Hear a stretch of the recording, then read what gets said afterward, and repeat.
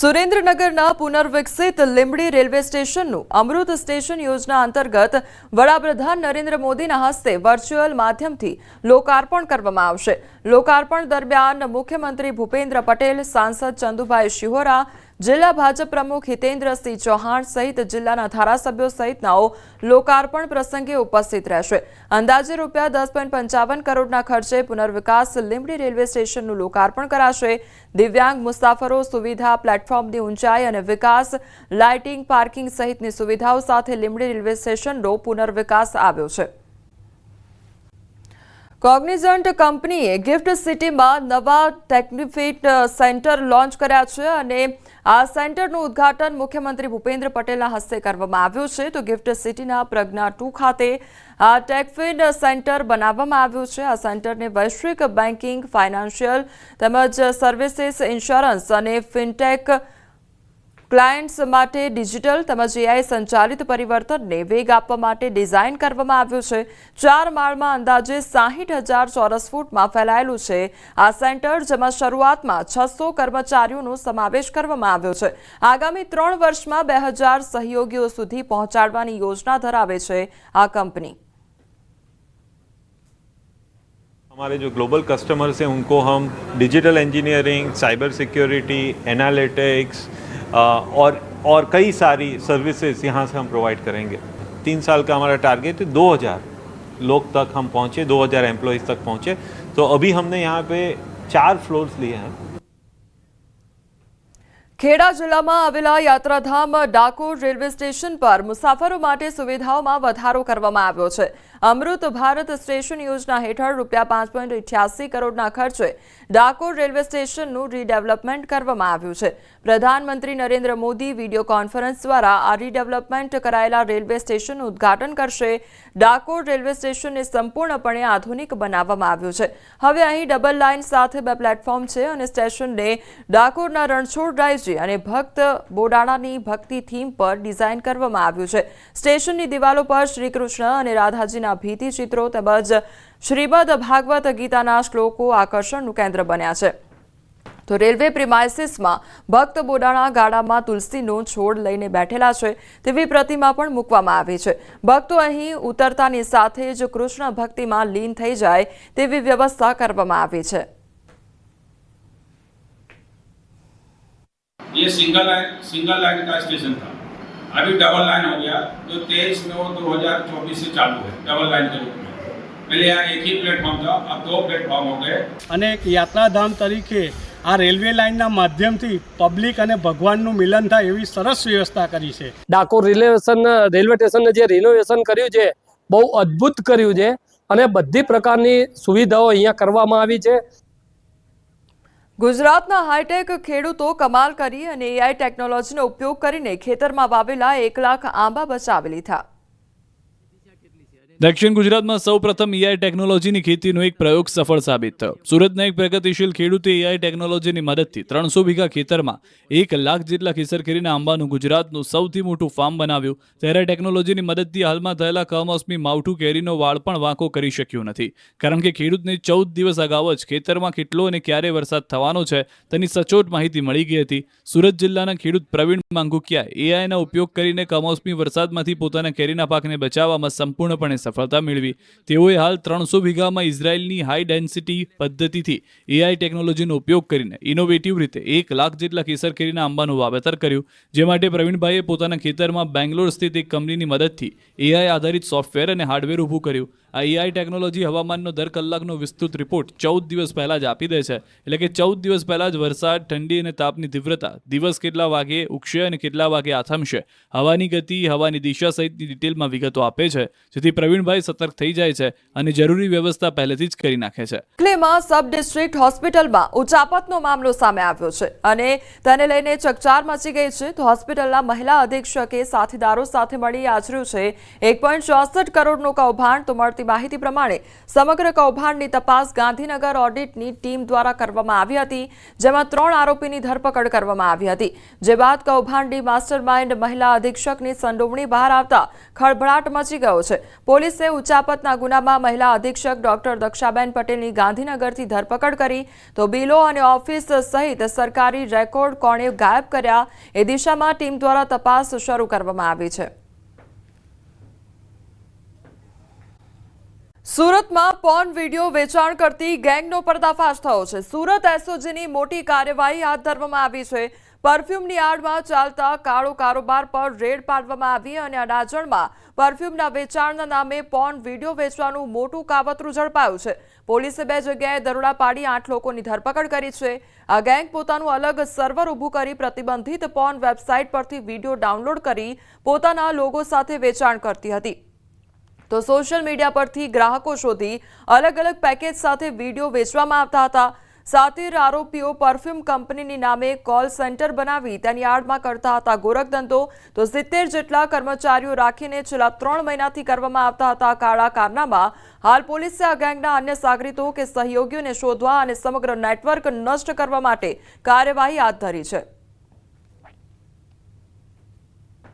ઘણા બધા લોકો ફોન ઉપર TM પરફ્યુમનું વેચાણ કરી રહ્યા હતા.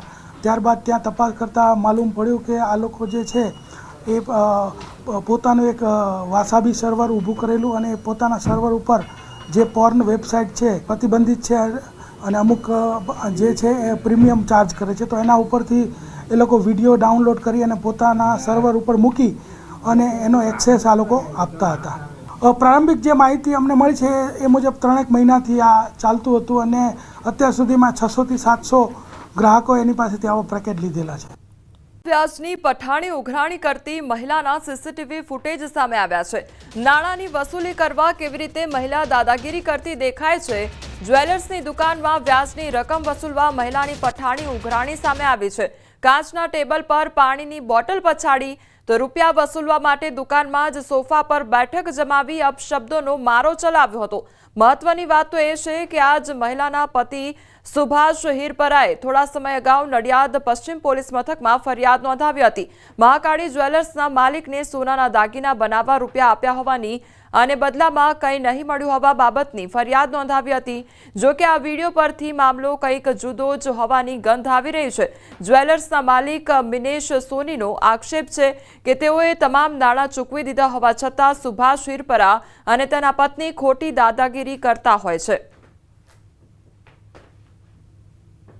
સુભાષભાઈ પોતે નહોતા હોતા પણ એમના વાઈફને મોકલતા હતા અને જે એમના વાઈફ આવીને જે દુકાને કાઉન્ટર તોડતા હતા, અમારું જે કાચની શીશીઓ અને બોટલો પછાડતા હતા. જો વ્યાજ અમે ના આપીએ અથવા એમ કંઈક બી સાંજે લઈ જજો તો કે ના અત્યારે લઈ જઈશ એમ કરીને દુકાનના કાચ પછાડતા હતા. એના CCTV ફૂટેજ છે. અને રેશમાબેન પટેલ એમના ભાઈ ઉત્તરસંડા જે ચિરાગભાઈ પટેલ છે એને મોકલતા હતા અમારા ઘરે અને ધાક ધમકી આલીને કે તમને રસ્તામાં ઈંટો મારીશ અને તમારી ગાડીના કાચ તોડ નાખીશ, રસ્તામાં ગમે તેમ લોહી લુહાણ કરી નાખીશ એવી ધમકી આલતા હતા રેશમાબેન પટેલ એમના ભાઈ ચિરાગભાઈ. બારડોલીના ગામડાઓમાં થયું ડાંગર સહિતના પાકનો સત્યાનાશ થઈ ગયો.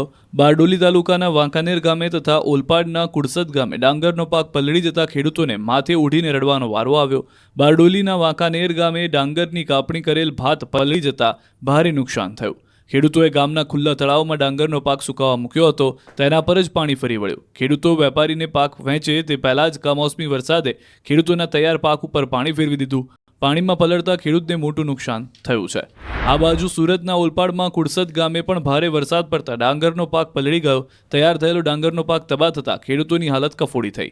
તો ભેસાણ ગામે પણ ડાંગરનો પાક તબાહ થઈ ગયો. સુરતથી ઓલપાડ જતા દાંડી રોડ પર આવેલા 10 કરતાં વધુ ગામના રોડ પર પડેલી ડાંગર ભીની થઈ ગઈ. ડાંગર યાર્ડ ખાતે લઈ જવાની હતી તે પહેલા જ વરસાદ પડી જતા પાક નષ્ટ થયો. જૂનાગઢના માળિયા તાલુકામાં કમોસમી વરસાદથી ભારે નુકસાન વેઠવાનો વારો આવ્યો છે. મેંદરડાના જંગર અને ભાલછેલ ગામે ખેડૂતોનો પાક ધોવાઈ ગયો છે. તો માળિયાના જંગર ગામે ખેડૂતોના હાથમાં આવેલો કોળિયો છીનવાયો હોય તે પ્રકારની પરિસ્થિતિ સામે આવી છે. તલના પાકને લણવા જતા સમયે જ વરસાદ તૂટી પડતા ખેડૂતને ભારે નુકસાન વેઠવાનો વારો આવ્યો છે. તો મેંદરડાના ભાલછેલ ગામે અડદના પાકને નુકસાન થયું છે. સતત કમોસમી વરસાદથી ખેડૂતોના હાલ બેહાલ થઈ ગયા છે.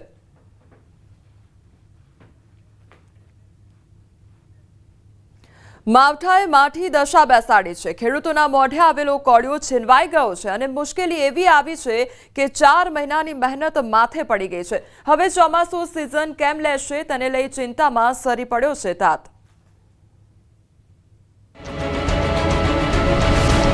ચોમાસા પહેલા ચોમાસા જેવી ભરપૂર આફત। 4 મહિનાની મહેનત ગઈ પાણીમાં।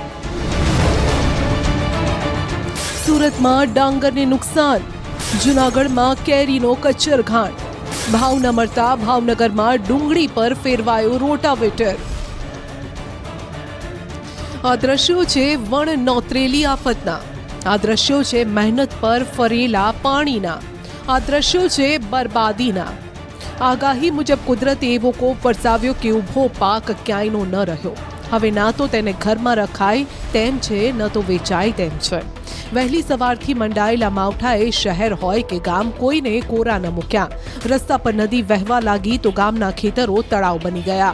હવામાન વિભાગની આગાહી મુજબ સૌથી વધુ કમોસમી વરસાદ સુરતમાં ખાબક્યો। જો કે આ વરસાદ જેવો તેવો ન હતો।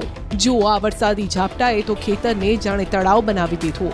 વરસાદના કારણે ડાંગરનો પાક ધોવાઈ ગયો અને વરસતા વરસાદમાં તાત રાતા પાણીએ રડવા મજબૂર બન્યો। ખેડૂતો હજુ મીઠી નીંદરમાંથી ઉઠે તે પહેલા જ ડાંગર પર પાણીએ સામ્રાજ્ય જમાવ્યું। ભેસાણ નજીક રોડ પર સૂકવવા મૂકેલી ડાંગર વરસાદમાં પલળી ગઈ। હવામાન વિભાગ દ્વારા 21 કરતાં વધુ જિલ્લામાં માવઠાની આગાહી કરવામાં આવી હતી, જેને લઈને વહેલી સવારે દક્ષિણ ગુજરાતમાં શરૂ થયેલા વરસાદે ખેડૂતોને રાતા પાણીએ રડાવ્યા છે। કારણ કે દ્રશ્ય જોઈ શકાય છે કે આ ખેતરો વાવણી માટે તૈયાર છે। જૂનું ડાંગરનો પાક કટિંગ કરવામાં આવ્યો હતો અને આ કટિંગ થયેલો પાક ખેતરની બહાર સૂકવવામાં આવ્યો હતો કે જે પ્રકારે આ ડાંગર છે વરસાદ પડતાની સાથે સૂકવેલી ડાંગર છે તે વહી જવા પામી હતી। ખેતરની સાઈડ ઉપર ડાંગર દેખાય છે ત્યારે આ ડાંગર છે ખેતરમાંથી નીકળી છે અને સૂકવવામાં આવી, તેનો ભેજ કાઢી અને આજે આ તમામ ડાંગર કોથળામાં પેક થઈ યાર્ડમાં જવાની હતી, પણ તેની હાલત જે છે, હું કેમેરામેનને કહે છે દ્રશ્ય નજીકથી બતાવવા માંગશે કે તમામ ડાંગર પલળી ગઈ છે। એટલે કે આજે યાર્ડમાં ગયા બાદ આમાંથી ચોખા એટલે કે રાઈસ બનતા હોય છે, ત્યારે ચોક્કસ ભેજ કાઢવા માટે સૂકવેલી આ ડાંગરમાં વહેલી સવારે પડેલા વરસાદે ખેડૂતોને મોટા પ્રમાણમાં નુકસાન કર્યું છે। ખેડૂતો પણ હવે તેને જોઈને કહી રહ્યા છે કે તેમણે કુદરતનું ક્યાં કંઈ બગાડ્યું હતું તો આવી આફત તેમના માથે પાડી। ખેડૂતોને નુકસાન જ નુકસાન છે। આ ખરેખર સરકારે વિચારવાની જરૂર છે, કારણ કે જે પાક અમે પકવીએ છીએ તેનું બધું જ રિસ્ક અમારે ભાગે આવે છે અને ગોડાઉનમાં એક વખત વેપારીને આપીએ, ગોડાઉનમાં મુકાઈ જાય પછી પૈસા મળે અમને। તે પહેલાં જેટલું પણ રિસ્ક હોય તરું નાખવાથી લઈને સૂકવીને જે કરવાનું આ બધું રિસ્ક ખેડૂતોને ભાગે આવે। આપ જોઈ શકો છો કે આ ટીવીના માધ્યમ દ્વારા કે અહીંયા કુદરતના કમોસમી વરસાદને કારણે જે ભાતનો પાક હતો તે વરસાદને કારણે આખો નષ્ટ થઈ ગયો છે, નુકસાન થઈ ગયું છે। ખેડૂતે આખા વર્ષની કરેલી મહેનત 1-2 દિવસના વરસાદને કારણે પૂરેપૂરા નુકસાનમાં ફેરવાઈ ગઈ છે। મારે રાજકારણી નેતાઓ, સંસદ સભ્યો, ધારાસભ્યોને એક જ વિનંતી કે ખેડૂત જગતનો ટાટ કહેવાય, તો તમે જગતના ટાટ એટલે કે પિતા, તો એને નુકસાન ઘણું બધું થયું છે, તો આ વખતે એનો સર્વે કરાવે અને યોગ્ય વળતર આપે એવી મારી લાગણી છે। સુરત પંથકમાં વરસાદથી ડાંગરના પાકનો વળી ગયો સોટ। ગુજરાતમાં ચોમાસાના આગમનનું કાઉન્ટડાઉન શરૂ થઈ ગયું છે। પ્રી મોન્સૂન એક્ટિવિટીના કારણે વરસાદ શરૂ ભાવ ગગડી જતા મહુવાના ખેડૂતોએ ડુંગળીના ખેતરમાં રોટાવેટર ફેરવી દીધું। એક તરફ માવઠાથી ખેડૂતો પાયમાલ થઈ ગયા છે, બીજી તરફ ડુંગળીના ભાવ કોડીના થઈ જતા ખેડૂતોને હસાવતી કસ્તુરી હવે રડાવી રહી છે। અગાઉ ડુંગળીમાં 250 થી 300 રૂપિયા પ્રતિમણ સુધીના ભાવ ખેડૂતોને મળતા હતા, પરંતુ કમોસમી વરસાદ અને ડુંગળીની રાજ્યની સાથે અન્ય રાજ્યોમાં માંગ ઘટતા ડુંગળીના ભાવમાં મોટો કડાકો બોલી ગયો। મહુવા માર્કેટયાર્ડમાં સૌથી ઓછા 12 રૂપિયા પ્રતિમણ ભાવે ડુંગળી વેચાઈ રહી છે, જેને લઈ મંજૂરી અને અન્ય ખર્ચ પણ ખેડૂતોને નીકળતો નથી, જેથી ડુંગળીના હબ મહુવાના ખેડૂતોને સૌથી વધુ નુકસાની ભોગવવાનો વારો આવ્યો। જે સફેદ ડુંગળી 60 રૂપિયા કિલોએ વેચાતી હતી તે 1 રૂપિયા કિલોએ વેચાતા ખેડૂતોમાં આક્રોશ ફેલાયો। મહુવા યાર્ડમાં બુધવારે 1.75 લાખ ગુણીની આવક થઈ। ભાવ તૂટતા ડુંગળીની હરાજી બંધ કરાવતા ખેડૂતોમાં રોષ જોવા મળ્યો। યાર્ડમાં લઈ જવાનો ખર્ચ પણ માથે પડતા ખેડૂતોએ જાતે જ સફેદ ડુંગળીનો નાશ કર્યો. મહુવા તાલુકાના ગ્રામ્ય વિસ્તારમાં ટ્રેક્ટર સાથે રોટાવેટર ચલાવી ડુંગળીનો નાશ કર્યો. ડુંગળીના ભાવમાં સતત ઘટાડો થતા મહુવાના ઉગલવણ ગામના ખેડૂતે ભારે હૈયે 80 વીઘા સફેદ ડુંગળી પર ટ્રેક્ટર ફેરવી દીધું. સમગ્ર પાક નાશ કરી દીધો. આ બાબતે સરકાર દ્વારા ટેકાના ભાવે ખરીદી કરે અથવા પૂરતી સહાય આપવામાં આવે તેવી ખેડૂતોએ માંગ કરી છે. તો 22, 23, 24 અને 25 મે દરમિયાન વાવાઝોડું બનશે અને 28, 29 તેમજ 30 સુધી ગુજરાતમાં તેની અસર પણ રહેશે. તો પવનની ગતિ 100 કિલોમીટર પ્રતિ કલાક રહેશે. તો વાવાઝોડું તબાહી પણ મચાવી શકે છે. ગુજરાતના કેટલાક ભાગોમાં ભારે વરસાદ રહેશે તે પ્રકારનું અનુમાન અંબાલાલ પટેલ દ્વારા લગાવવામાં આવી રહ્યું છે.